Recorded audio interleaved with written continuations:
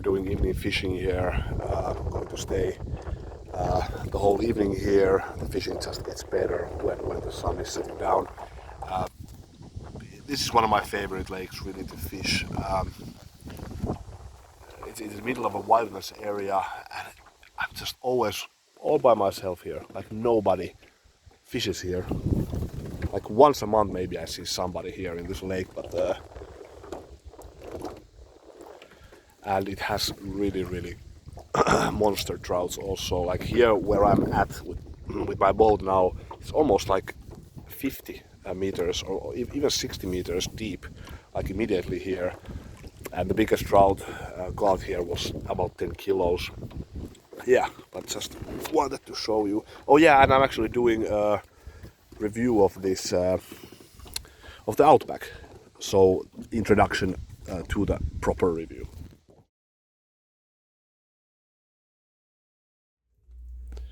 So continuing here now from my garden the day after. So it was yesterday evening on a fishing trip. Didn't catch any trout, but quite nice perches, and actually my record perch of all time. So not bad, over a kilo perch. We'll put the photo here. Oh yeah, and yeah, just we'll do here some feathers, some batoning, and just my overall ideas of the knives. Want to keep this video a bit shorter. Have been doing really long videos lately, so I kind of give mercy now to people. Yeah, so where to start with this one? This is on my, at the moment, I actually was rating my knives, and this is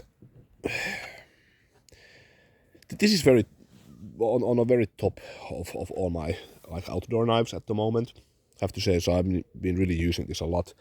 And once again, the telltale sign for me is just that I grab it with me. So I just noticed that I very often just take this knife with me, even if I'm not sure what I'm going to do. If I'm just maybe doing some photographing in the woods, or maybe not specifically some bushcrafting things, I just have it with me. So I have always belt knife with me if I go to the woods, no matter what I'm doing there. And even use this now for with some mushrooms and so forth. Of all my LT Wrights, this actually, at the moment, I actually even like this more than the GNS. So I did a review on the GNS. I said that's my favorite bushcraft knife. That very well may be the case. I use that kind of Scandi knives more during winter time anyway, so I just noticed in summer I like to use full flat or saber grinds a bit more. There's a lot more things, like slice things, that I do during the summer. So this really could be actually Rogue River, and this I was just thinking could be on my top, and well, the Lagom also. I don't know.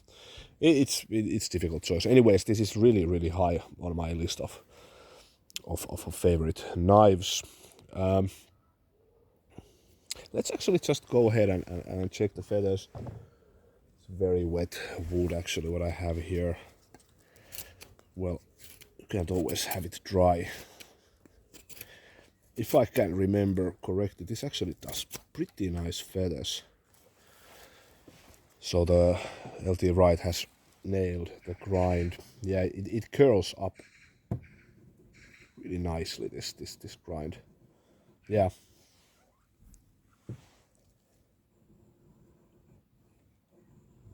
And this is extremely wet the wood. Really like this grind. It has a micro, convex and saber.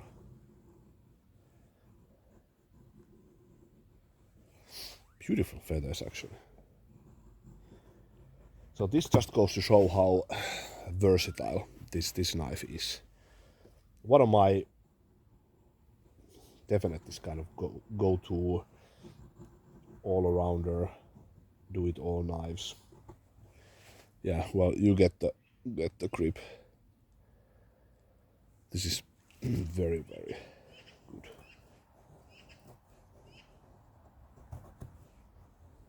Maybe not so good as removing material as Scandi. Scandi is it's okay. So it's not a carving knife, definitely not. But you can easily start to fire with this one, and it's on CPM 3V. I actually really dig the idea of making this in CPM 3V because you have this kind of slicey blade, you have the saber, it's not too thick, the blade, and then you have a really, really robust, durable super steel. This is a great concept. And then, for example, I was just yesterday doing the fishing, I opened up a fish, I actually put here a footage of with this knife and the fish. So the Outback is actually quite nice with this. So the micarta is grippy enough. I wouldn't say it's as good as rubber, but it's okay. The tip is pointy enough. One thing which I like, for example, opening up a perch, there's a lot of dirt, a lot of things that I want to actually remove with the tip, so I'm kind of scraping away. So I actually often even prefer knives with a bit more robust tips for the initial opening. Then I have my fillet knives, and I will do a fillet here and remove all the bones. I have many perches of the similar size in my refrigerator, so it is one of my favorite fish dishes, is just to remove do a fillet and then remove all the bones, and then I will actually do kind of a, how do you say, like Wiener Schnitzel. I will just like deep fry them. Yeah, so it's just very nice because I can just cut the fish's head. I can do a lot of, because for example, if you process perch, or even worse, you process pike perch, that fish is really has big bones, and it's actually hard for the knife even. So, but this, I don't have any issues. So this is very sturdy knife for opening a fish. Yeah, and then you have the CPM 3V. It's not totally stainless, but it's much more stain resistance than let's say 01 tool steel. Let's check the batoning, and it's plenty durable. Here's a pine tree, dry. Let's see, I'm not going to go straight. I will find here an edge. No problem whatsoever. Look, really curly. This could be actually a bit hard. Let's see. Actually not. Weird. I was really thinking it's going to stuck there. Yeah. So this just goes to show how versatile blade this really is and why I like it. So you can do batoning, you can do feathers, you can open up a fish. It's very good with food prep. That I can assure you. And it's okay with removing material also. It's not a carving knife, but it's okay. But it does make nice, the curls. And then you have the LT Wright standard super sharp spine. So that makes this a great bushcrafter, but at the same time a nice camp knife. This is what I like about this. This is why this design in its simplicity is great. It's total bushcrafter, but with this high Scandi or well, it's saber, it's not ice candy.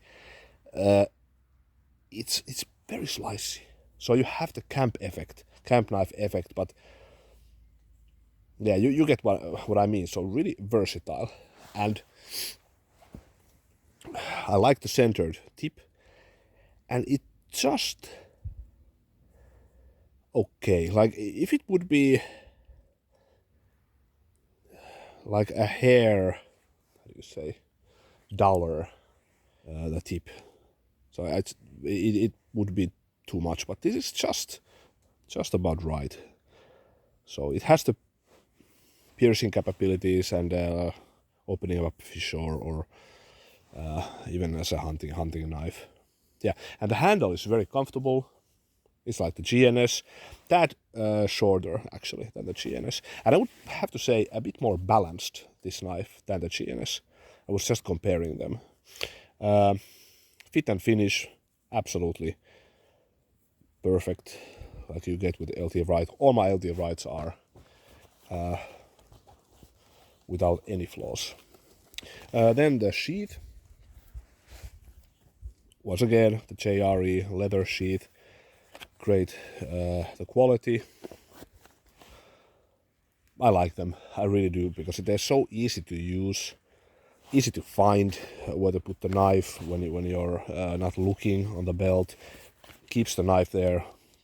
I could force it out if I want, but it's not going to drop. Yeah, so great knife. One of my most used blades actually at the moment. Hey, thanks for watching. See you later.